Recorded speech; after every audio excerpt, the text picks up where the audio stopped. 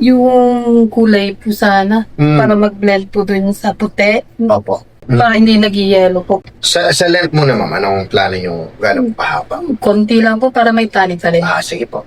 Tapos sa color, gusto ni ma'am yung nagbe-blend. Oo, tsaka hindi masyadong light. Sana, kung pwede. Sige, ma'am. Ano bang gusto nyo? One color or may highlight? Kahit may highlights po siguro. Kung may highlight, bawa, gusto nyo dark yung base. Gusto nyo ganito ka-dark yung base. Ganito lang po siguro. Okay lang po kaya. Yung base po ba? Yung base niya. Or Sige po. Okay lang po ito, ma'am. Maganda po okay ito. lang yan. Sa highlight, ma'am, anong may isipan nyo? Ito na lang siguro. Ayan. So, ano lang, may siya ganun tingkad talaga. Katingkad o para kung umiitim pag matingkad Oo nga, no? Yung parang ano yan, eh. Hindi nagmaman sa skin to. Tapos gusto niyo yung highlight, ma'am, yung parang naka-blend lang. Sa white hair ko. Sige po. Tapos treatment Oo, din natin treatment na kasi lang po.